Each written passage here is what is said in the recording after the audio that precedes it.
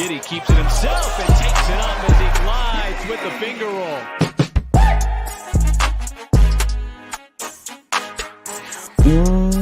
What is up, Thunder fans, and welcome to the Uncontested Postgame Podcast Edition.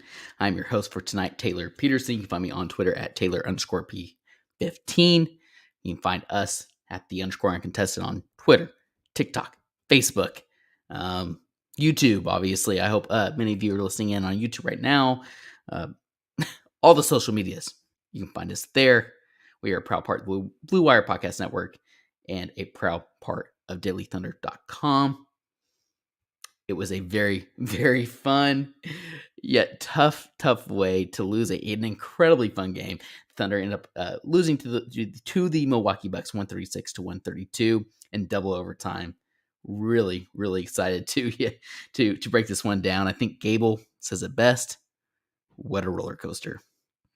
So speaking of the chat, be sure to drop all of your comments, questions, etc. in the chat. I'll try and get to as many of them as possible. Before I get any further, if you all would go and leave a 5-star rating, first of all, would be greatly appreciative. But also, we will be sure to, if you screenshot it, send it to us in DMs on any of the social platforms that I mentioned earlier, social media platforms I mentioned earlier. We'll be sure to send some stickers your way. We have some really cool uncontested stickers. So if you all would be interested in those, be sure to screenshot that 5-star review. We'll get you hooked up. So like I said, we're going to go ahead and dive into this one. Very, very fun game. Obviously, the Milwaukee Bucks were without Chris Middleton, Giannis, and Drew Holiday. Went blank there for a second. However, Javon Carter decided that he was going to become emerge as the next member of the Big Four for the Milwaukee Bucks. He went absolutely absurd. We'll get into him as well. Like I said, I don't know. It's kind of hard to even know where to start. I see a lot of you already jumping here in the chat. Obviously, the ending was crazy. Probably the best place to start is just breaking the game down. But before I do that, just some big takeaways that I took from this game. Really hard to whittle this down to 5, but I did. Believe it or not, the guys will be very, very proud of me for being able to do so. And the 5 that I came away with that I think were critical to this game against a very competitive Milwaukee Bucks team. Like I said, they maybe were without their stars, but that doesn't mean they're not still a very sound team and defensively and offensively as well. And just the veteran players that they have. I still thought this was a well-fought game by the Thunder against a still very competitive Milwaukee Bucks team who, gosh, this is off the top of my head. I think they've only lost like one game. Yeah, they're 10-1 now after tonight. And again, no Chris Middleton for the majority of that. And no Giannis last couple of games as well. So it's still an impressive battle for the Oklahoma City Thunder. So my 5 takeaways here: improved Thunder 3-point percentage. Much, much better than it has been. And that's why they were able to stay in this game. There's a lot to break down in terms of individual players and the ball movement and spacing that was there tonight compared to, some of the games we've seen earlier in the season. That's one big takeaway that stood out to me. The second one, and this one's kind of brief, honestly, especially when we break it down in more detail. I think it'll be a little shorter than the rest of the points, but I have undersized, no problem. You're running POKU at center, no problem. J-Dub at center, no problem. They were only out. The Thunder were only out rebounded by 163-62 against the very big Milwaukee Bucks. Obviously, made a point to get Brook Lopez the ball. Didn't really matter until it did, which we will get into. Offensive balance. This is maybe my favorite takeaway and probably one I'll spend a lot of time on here a little later. Just, quick bullet point here. The Thunder had 41 bench points, much more balanced field goals in terms of the starters. We'll obviously get into that. Josh Giddey, he gets his own bullet point, his own takeaway for this game. Neither positive nor negative, though overall his stat line was incredibly positive. He was a huge contribution to this team. He's the reason that they were able to compete in the second half like they did, and especially in overtime. Again, we will get into some of that, but he still had some lows. And I'm going to be honest with you, I thought Giddey would to get out of the slump. I thought he would have more of a breakout game, and I'm not sure this was that. It was just more of a return to some of the things that Giddey does well. And I think a really good example of how he can contribute and impact this team when guys like Shea are taking over. And again, we'll get into that as well. Poku, another player. I have Poku here for another takeaway. Gets his own takeaway. Incredibly well-rounded game from Poku on both ends of the floor. Thought he contributed and hustled on both ends, which led to some great opportunities for him. And he knocked down open shots, which was huge. Until he didn't. Seems to be a theme here as well. Maybe I should add a 6th bullet point until he or they did not, because overtime happened and some of these things ceased to exist like they did during the regulation. But the last one here is pretty much maybe like an honorary 6th big takeaway that we can have for the whole season. But I'm going to go ahead and put it as my 5th here for the game. Superstar Shea. I mean, just absolutely phenomenal what he was able to do. The way he was able to take over the games, everything that we wanted, and even that I complained about, I believe 2 post games ago, maybe 3, that he just, I love that he was trying to get teammates involved, but I wanted to see him be a little more aggressive. Tonight, he had the perfect balance of both, being assertive, knowing that he was number one guy, and then still trying to get teammates involved. So those are my 5 big takeaways. Again, this is going to be hard, guys. This was again, so much to break down this game. I'm going to try and not spend 30 minutes breaking down the game as a whole. And then so that way we still have plenty of time to get into takeaways. So as quickly as I can, Shea, Giddey, Dort, Poku, JRE are the starting lineup. Great to get Poku back, and obviously it showed. J-Dub and Trey were the first subs. Excuse me. Aaron Wiggins got minutes after not getting any in the past 2 games. Some of that is due to Usman going down with the OKC Blue earlier today, getting a ton of minutes. He put up 20 points. He had really good rebounds and assists. I don't have that stat line in front of me, but regardless, Jang, that was a big country twang there. Jang, Jay Will, and Omarui were all 3 behind the bench. They weren't suited up for the Thunder since they had so many minutes with the Blue earlier today, and so obviously that affected the rotation. So it was great to see Wiggins get back in there, and I thought he contributed well, although it wasn't one of his bigger games. One thing that stood out to me in the first quarter was there was just this continued throughout the majority of the game, but there was so much passing and off-ball movement, which was fantastic. I could tell it was an emphasis heading into this game because the Thunder came out and, they looked crisp. Obviously, that's going to look more crisp earlier in the game when you have fresh legs. But regardless, it seems like that was an emphasis from this coaching staff onto this young Thunder team, and they came out and performed very well to start with that off-ball movement, with that with the passing, and then obviously the off-ball movement as well. I thought Shea looked really good off-ball early on. Obviously, having Poku back helps that as well. Having that connector as a big who's able to swing to shooters or make the extra pass really, really helped the offense flow. So again, just a lot of good stuff that kind of carried throughout the rest of the game. J-Dub continues to look great on and off ball. Like I said, he was one of the first subs alongside Trey, who both of them were fantastic. We'll obviously get into Trey. He was my player of the game. But I thought J-Dub came in, especially in the first half. Second half, he kind of just, other guys were taking over. So he didn't get the opportunity. But in the first half, he looked really, really good. Giddey struggled in the first quarter. Still did not break out of that slump. And we'll get into him as well. But first quarter was not Giddey's quarter either. Second quarter happens. J-Dub ran point to start the second. And this is kind of where we see J-Dub shine. He's with Wiggins, Isaiah Joe, who got some burn in the second quarter, Trey Mann, Baisley. Baisley tweaks his ankle, which is honestly unfortunate. I know there's some big Baisley's fans in our mentions, and we've been harsh on Baisley in regards to how he fits with this kind of offense and the style of play the Thunder are trying to play. But obviously, Baisley's had some huge contributions for us, especially last game, and especially defensively. So, and when you don't have Ousmane Dieng due to him playing minutes in the G League, it's a pretty big loss. And I think it was the third or during halftime that we got the notification that Baisley would not be back due to that tweaked ankle. So really hoping that's something serious. Isaiah Joe, he got in to end the first. I thought it was kind of one of those things that kind of like we saw with Omari, where he gets in like at the end of positions in the preseason. And, that was kind of it. He ends up starting the second quarter and played really, really well. I really love how he competes defensively. He's obviously, in regards to this team, who's huge, he's smaller. I think he really competes. And if he's able to hit outside shots when the Thunder really, really need it, that's going to be huge. However, he did not see the floor again after the second quarter, which makes sense. So he probably still gets lost in the rotation.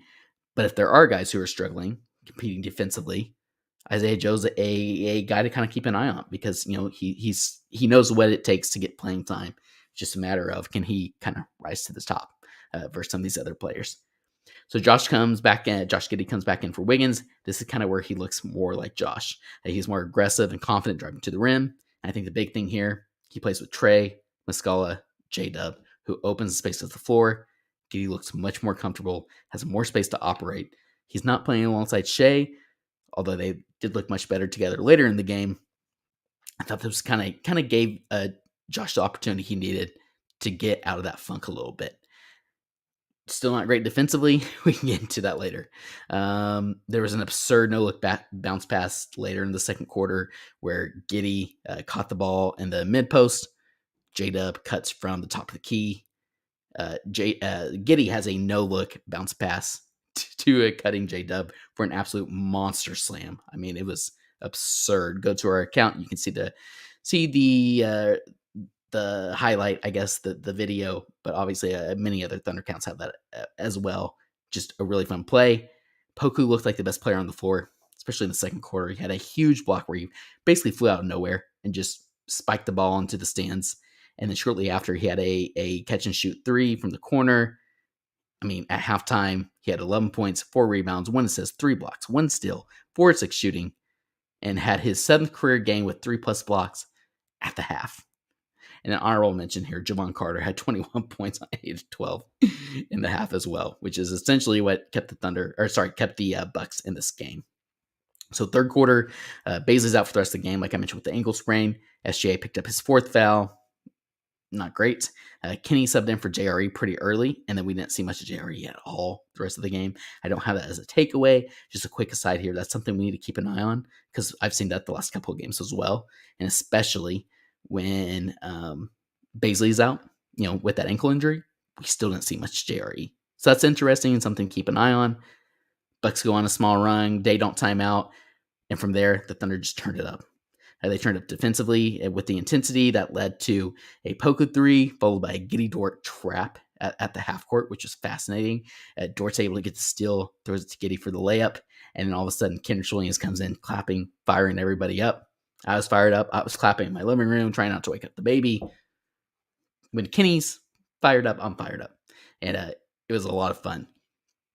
On to that point, kind of the spark there defensively is the Thunder went to a 3-2 zone out of that timeout, and it was very effective. The Thunder were able to get stops, push the ball in transition, played at a really fast pace, and that led to a couple easy buckets. Giddey started to look more and more confident and more normal on the offensive side of the ball. I want to continue to emphasize that until he had a missed layup, or maybe outside of a missed layup, I should say. Lou seemed a little more controlled during this period on offense. He was making good passes in transition. He wasn't trying to force it until he was later in the game. And the other comment I have here is just Shea is very good at basketball. It's kind of where we saw Shea continue to pick it. I mean, turn up the intensity and be a little more assertive rather than focusing more on getting others involved, which there's like a really good balance there that I thought Shea did masterfully tonight. But this is kind of where we saw him break out of trying to set up teammates and maybe starting to look for his own shots and driving to the rim a little more. Trey Mann towards the end of the third quarter, so when he really got it going, And then OKC legend George Hill had a ridiculous buzzer beater go in, buzzer beater 3 at the end of the third quarter, which was just really frustrating because I thought the Thunder played really good defense to begin that possession, and the fact that he was able to get that floater to go was just crazy. Fourth quarter, again, like I said, there's so much breakdown. I apologize for the long game breakdown, but just a lot here. Fourth quarter, Giddey looked good again until he didn't. When he was in there, he had really good. He really helped initiate the offense, which pushed the pace in transition. And then Trey kind of took over there when he got it going, as he should have. But Giddey seemed to kind of struggle after that, not having the ball in his hands. He looked a little uncomfortable. A momentum-changing call in the fourth quarter where Trey Man George Hill got tied up. A really uncharacteristic turnover forced pass from Mike Muscala. It should have been a jump ball. I mean, the refs were awful. We can obviously get into that. They end up calling a clear path foul on Man. It's 94-92 Milwaukee with 8:30 to go. Then Trey goes crazy. And he really gets it going, keeps the Thunder in it. It helps them get back in it, I guess. Not that they were out of the game at that point, but he's basically matching blow for blow with Milwaukee. Mark goes with a closing lineup of Shea, Dort, Giddey, Trey, Poku. Very small, obviously, and it was risky to do at that time because the Bucks had some momentum, but that was the best offensive lineup and really the best lineup overall for the Thunder, and it worked. Poku was 4-4 from three-point range at that point. Just absolutely crazy. He was knocking out some huge shots. Then we get so Shea, we've talked a lot about him not hitting from outside or taking 3-point shots as much as he has in previous seasons. We see at least the first Shea step back 3 I can think of off the dribble this season. With 3:23 to go, he drills it, cuts it to 6 points, and then just all hell breaks loose. Javon Carter keeps going. Shea went Shabante mode. Giddey hustles his ass off and gets, I believe, 3 straight offensive rebounds, 2 of them in the same possession. Josh has the absolute insane inbound to Dort, which ties the game with 50 seconds left. Poku blocks Lopez one-on-one the next possession. We get the ball back. And then Poku, who's been amazing.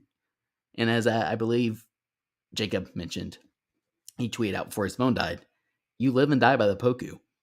Poku airballs early in the shot clock. The Bucks get the ball. They have a chance to win the game, essentially. Thankfully for Poku and thankfully for us, Javon Carter somehow, by the grace of God, misses a game winner. So the Thunder go on an 8-0 run to end the quarter for the Thunder, and they end up forcing overtime, essentially how they did it. And then all craziness happens. Thunder went super cold, but they just fought their asses off in terms of second chance opportunities, really led by Giddey. This is where he really shined here. Lou Dort was all over the place as well, although it wasn't one of his better games. Paycom was going crazy. I think, again, Jacob, he was there tonight, tweeted out that Paycom looked more like, I think, Chesapeake Arena, right? Like the loudest he's heard it in years, which is really exciting. Daigneault kept switching out Kenrich and Trey Man. Trey for offense, Kenrich for defense. Kenrich had a really good charge there. Let's see. Lopez scores over Poku, ties it up 46 seconds left. Shea drives and finds Lou for an open 3 with about 30 seconds left. Lou bricks it. Really bad. Lopez finds Bobby Portis Jr. for an easy bucket. Put the Bucks up by 2 with 8 seconds. Then the Shea step back 3 happens. They gave Lopez free throws on the next inbound. They call a foul on Lou. I mean, there was some contact early. I don't know. A lot to think about there. But I think the biggest thing for me is I'm a little disappointed in Daigneault there not packing the paint when there's only 0.6 seconds left. You make them beat you by 3 or a long 2. And instead, you let Lopez or you let Dort get switched onto Lopez in the inbound play. You only have one player on the biggest player on the court, and that obviously leads to an opportunity for the Bucks to win the game. Fortunately for the Thunder, Lopez misses one of the free throws, double overtime, and then essentially from there, just tired legs, really. Somehow the Thunder still were in it. Shea got fouled. He made the shot, but they didn't give him the continuation. He hits both free throws. Thunder gets stopped. OKC got a great look to end the game. Trey Man drills the 3, and in typical fashion for this game, the refs call a moving screen on Muscala, And that's pretty much it. So, like I said, I've already gone 20 minutes here just breaking this absurd game down. But just a lot to dive in here. So let's just go ahead and get right into it. My big takeaways. And actually, I was trying to think of unique ways to do this. I know you guys probably get tired of my positives and negatives. So I was thinking a takeaway draft, which is really a kind of a fun way to break some of these down. Probably more fun if I had one of the other guys here with me, one of the other co-hosts with me. Because when it's just me, if I'm doing a takeaway draft, it's pretty much me just ranking it. But for some reason, or ranking these takeaways, but for some reason, calling it a draft and drafting them seems to be a little more exciting for listeners. So let's go ahead and just do a takeaway draft here of the 5 that I mentioned earlier, and we'll dive into these in more detail. The first one, I mean, obviously, I think I have to go with the biggest. Superstar Shai. Shai was absolutely phenomenal. He had 39 points, 4 rebounds, 4 assists, 13 and 25 from the floor. Super efficient again. Shot from 3 5 times. Sorry, excuse me. Hit 2 of them, which were absolutely critical. He did miss 2 free throws tonight, but it's okay because he was 11 from 13. Played 46 minutes, which obviously was the most on the team. He played with 5 fouls there to end the game and into both overtimes, I believe, which is pretty huge. The fact that he's able to do that and still keep that defensive intensity on the other side of the ball and keep himself in the game is a superstar quality that often goes unnoticed and underappreciated. And I thought Shai did a fantastic job maintaining that intensity, but not allowing that to take him out of the game, right? And sometimes that's out of your control. We saw that a lot with Russ. Saw that a lot with KD. We saw that a lot with Paul George, with CP3. We've been very blessed here in OKC with superstar talent. And sometimes it's not up to the superstar. But I thought Shai did a masterful job of making sure he was able to stay aggressive, but not put himself in a position to where he could potentially be fouled out and taken out of the game for his teammates. And then the other thing I was going to 2 blocks, and 0 steals seems crazy. I thought he had more than that. He had a couple deflections. All that to say, Shai was just phenomenal. I think the fact that he got, I mean, there's been so many tweets about this. I'm sure you all are in the chat talking about it. Yeah, you guys are talking about it as well.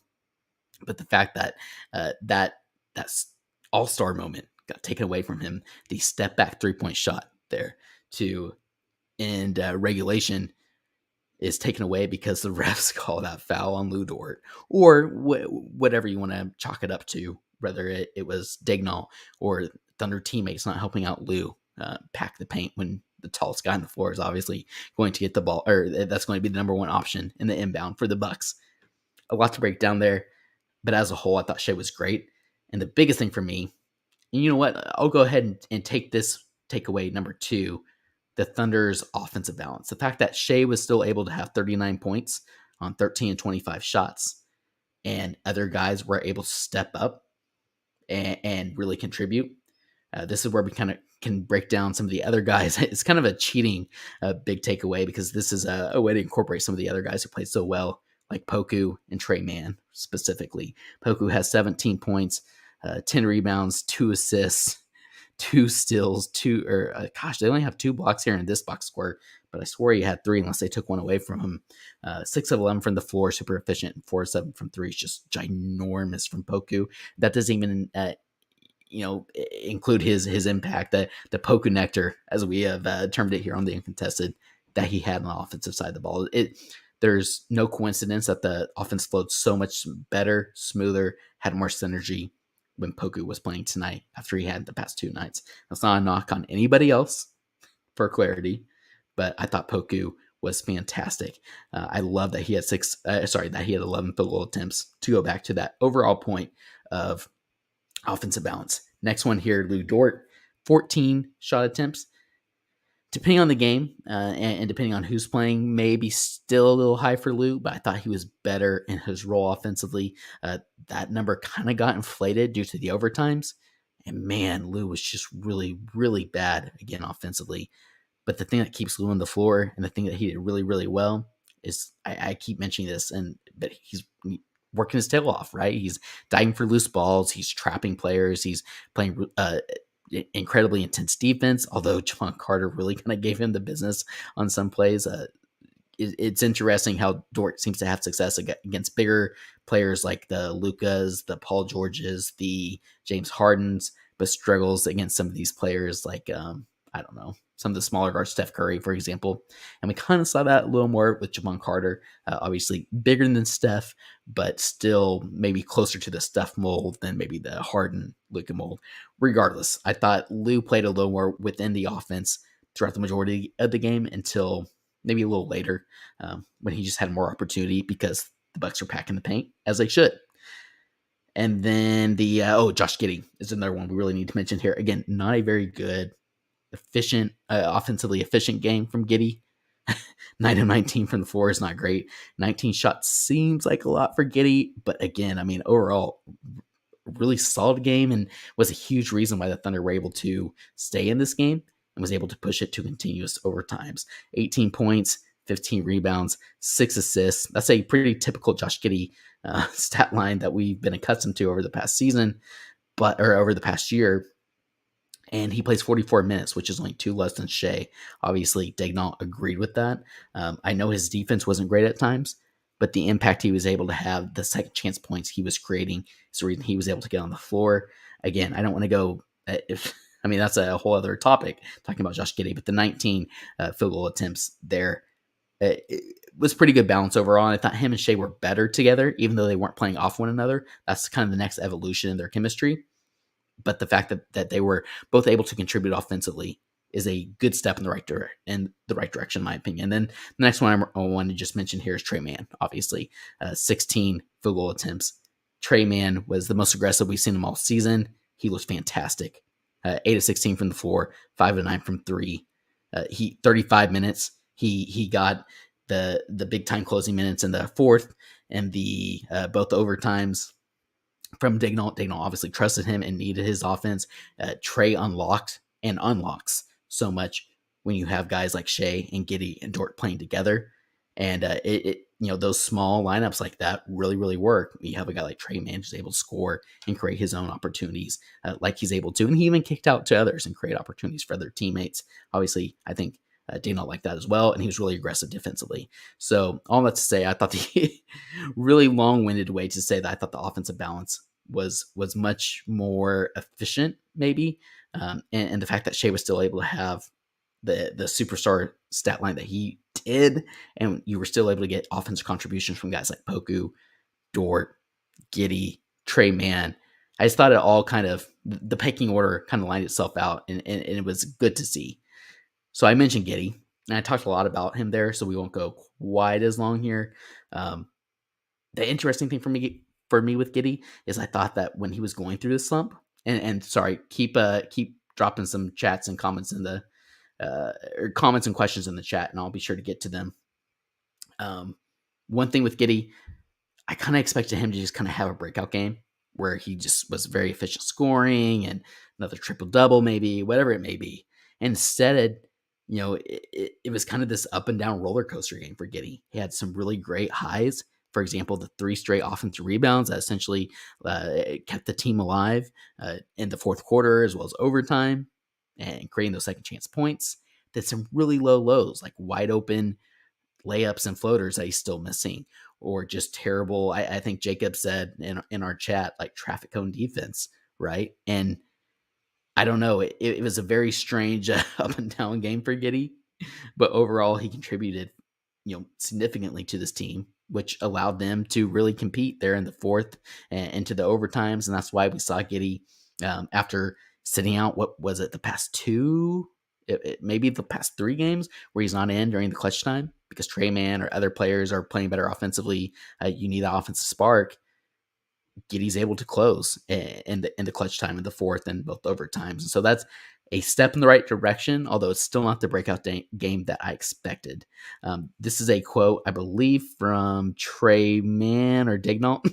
I can't even remember. I just saw the quote here. This is one of the quotes from the postgame on Giddey. And I think this is a perfect example, encapsulation of why he was on the floor in those moments that I mentioned. Quote, he came up with every ball. As the game got tighter and tighter, he got more clutch. And so I think that's just, like I said, the perfect, the epitome of why Giddey was able to stay on the floor. Hopefully we can see him start to put together a more well-rounded game where he's still aggressive, but a little more efficient offensively. My next one here, very similar to that, and I mentioned him already. Alexei Pokusevsky, just incredible. Um, Incredibly well-rounded game from Poku on both sides of the ball and from the very beginning. I think I made a joke on our account, like Presti's going to get investigated, not for tanking, but for the league checking in to see what they injected into Poku's shoulder, because obviously he's been out with the banged up shoulder the past 2 games, and he comes back in, was aggressive from the very beginning, and he did not look back really until like later in the fourth, just because the opportunity wasn't there. He wasn't touching the ball as much. As the game got later on, more tired legs, a little more ISO ball, etc. But Poku was just absolutely phenomenal. Reading off his stat line, 17 points, 10 rebounds, 2 assists, 6 of 11 from the floor, 4 of 7 from 3 is probably the biggest thing there. He was knocking down corner threes. He was no hesitation, super smooth shooting with confidence. He was playing within the offense. You didn't see any of the crazy Poku passes that went to Loud City out of bounds after going out of bounds. There was one play in particular, I think it was in the third quarter, where Poku's actually rips the rebound, takes the ball in transition, Giddey's in front of him, and he's able to, because he's so tall, he uses the length to his advantage, keeps the ball over his head, is able to create a passing lane to Josh Giddey for a wide open transition layup. And it's just things like that from Poku that we haven't seen until this season. And really, we keep saying this, and it's really exciting to keep getting to say this, but like, this is Poku's best game that we can think of, the most complete game and a competitive game, or a game of meaning, as Presti would say. And I thought tonight, maybe, I mean, it's up there with the game like right before he got hurt, but maybe the best game we've seen from Poku. Just really, really exciting stuff. Even if he didn't show up quite as much in the fourth quarter and overtime, that's understandable. Great contributions from Poku, and I wish I had more time because we could go into Poku even longer. And then last one here, or actually, let's see. I was going to say last one here, Superstar Shea, but I started with that one. I think the one I haven't gotten into, or the two I haven't gotten into, just really quickly, improved Thunder 3-point percentage. The Thunder shot 18 to 45 from 3. I didn't really get to dive into this. Again, that number got worse due to the overtime and tired legs, but as a whole, the Thunder shot much better, especially during I'm going blank on the term, regulation. The Thunder shot much better. It was overtime that number kind of got inflated, but that was huge for this team, especially with the Milwaukee Bucks team that was red hot from 3. Poku was 4 of 7. Lou was 2 of 6, which still is awful. Shea was 2 of 5. We haven't seen that from him, so that's noteworthy. Josh was 0 of 4, which sucks, but I did like the threes that he took. And then really the big one here is Trey Mann, 5 of 9, right? And so some other players are going to need to step up and be able to hit those shots for this Thunder team if they're going to win games like this. The fact that they were able to take this 2 overtimes with that shooting is pretty phenomenal, pretty impressive. But regardless, Thunder 3-point shooting was certainly better. If you look at it in terms of and how they shot during throughout regulation, like I said, in overtime, it kind of resorted back to pretty awful 3-point shooting, which can be contributed to tired legs, which makes sense. And then my last one here, undersized, no problem. The Thunder were only out rebounded 63-62, which is pretty phenomenal when you just watching the game. I watched the game before like seeing that stat, and I felt like Rick Lopez was just dominating. And you think about the lineups that Dagnall's throwing out there. Poku at center, I think at one point basically Poku played center for a large majority.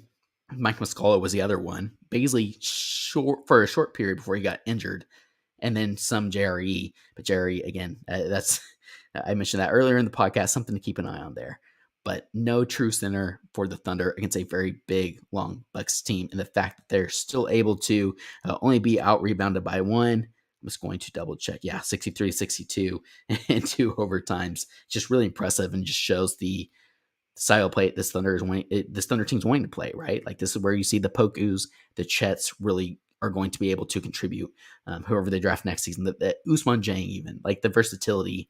That's what this is all about. You don't have to have a true 7'2", 300-pound bruiser down low, you're able to just have this versatility. These guys who are able to create second chance opportunities like Giddey. There, I keep mentioning those 3 consecutive offensive rebounds in the clutch, which were huge. Or even just Poku being able to compete with some of these bigger guys like Brook Lopez. This is what Thunder basketball, this is what they're trying to build. And it was really exciting to see in action tonight and really kind of start to come to fruition. So that was my last takeaway there that I really wanted to mention. Like I said, there's so much more that we could break down in this. We could go an hour, even solo, just on this really fun game. The transitioning here, before I get to all of your guys' comments and questions, my player of the game. I mean, this one was hard. Honestly, if I had more time before I wanted to jump onto the podcast, I wanted to get this out to you all, especially live, so you all could tune in. If I had more time, I probably would have done like 2 or 3 players of the game. You go with Shea every single game of this season. But that obviously gets boring after a while, just because it's superstar Shea at this point, right? He's all-star campaigns in full effect. You could go with Poku, who played really, really great, but not a complete game. The one guy that really shined to me that was, I think is huge for this team and was super impactful. We saw him play throughout all the overtimes. They don't trusted him more than I've seen him maybe ever trust him. Trey 1K. Trey Man, 21 points, 6 rebounds, 1 assist, 8 of 16 from the floor, 5 of 9 from 3. It was absolutely huge. He had 5 fouls, which I actually love. He was aggressive. There are some plays from Shea on defensively that we haven't really seen before. For example, he's guarding players full court. He's coming up last minute on guarding players when they aren't expecting it, when they get an outlet pass and getting hands and passing lanes. Just really, really aggressive defense from Trey. Even if he's not like a lockdown defender, the effort's there. And that's why I think combined with obviously his much needed offensive spark and contribution, that they don't trusted him there to play so much to close the game and into overtime. And then I thought he had 2 steals. That was the other thing I want to mention. So Trey was on player of the game, but you obviously could go with Poku and obviously could go with SGA. So like I said, that was a lot of talking for a really, really fun game. But great comments and questions here in the chat. Let's just go through them all really quickly, then we'll get out of here. But a lot of comments here to begin, just about what a crazy game. Amen brings up a fun and interesting point. Tough game, but as a fan of getting Wemby, I'm proud of the fight. Stench for the French. It's a good point. The refs are probably an honorable mention takeaway here. Just how Dagon even had a comment like, just they looked lost. They're huddling up, like not sure if they made the right call. Just some crazy stuff from the refs this game. And the Athletic, John Hollinger will probably put a piece out. Did Presti pay the refs to lose the game so that way they could get women on? But the refs were pretty awful to that point. Gable, kind of similar to that point. This is the best way to lose. Extremely competitive games versus competitive teams. Wemby 2023. Very good point. Amen also mentioned with Poku, he's surprised with the number of minutes Poku had on Lopez. The POKU-NECTOR playing like a center. Yeah. And that's kind of to that last point that I got to, or one of those last points I got to. I mean, that's Poku playing like this allows the team to be able to play small, quote unquote small, or quote unquote without a big. Play versatile is probably the right term there. And it's exciting. My guy Topher, Pokumania, Amen. The Saucy Aussie was big on the boards. He was huge on the boards, actually. I'm glad you mentioned that, Amen, because I didn't mention this in my my big takeaways, but stat news. Most 15 rebound games by an OKC guard, 39, obviously Russell Westbrook, 3, Josh Giddey, including tonight's game. All other OKC guards combined, 1. And I'm curious which other guard that would have been. Maybe Chris Paul. Well, I guess maybe Shea. Probably it would have been Shea. He had a 2020 game. It was Shea. So regardless, pretty impressive stuff from Giddey. Let's see the MVP, him Duncan, him Kardashian. Okay, so David is getting pretty frustrated with Dort. I'm getting irrationally angry with Dort. Realize your limitations on offense. I think that's a great point, David. Would like to see that much more limited. It was better at times, especially throughout regulation, and it just got worse and worse. Like as a team gets more and more tired, it's almost like they resort back to bad habits, which makes sense. but those bad habits include Lou Dort playing outside of his role. And I agree, especially offensively. That needs to be honed in. And I know Mark's mentioned like challenging him a little more offensively, especially with guys like Chet out, etc. But if this team's going to be successful, and if Lou's going to play a huge role with this team, it's going to be a more specified role. So I agree with you there. Cool said, like you guys said, one day they are terrible, fantastic the next. Giddey's best game in a while, and Trey Man also had a good game. Okay, I'm gonna try and find some questions here because there's a lot of comments. So Jacob, Dort's shooting 36% from the field in the season, 13 attempts per game. He's been real bad. If he plays like he did last year, this team is above 500. I think that is spot on and accurate. More defined role would be the thing I'd like to see from Dort, like I just mentioned. But again, he's getting those probably more open opportunities due to players like Trey and Giddey stepping up and even Shea playing at this level to create so many more opportunities for Dort. He's got to be able to convert and take advantage of them.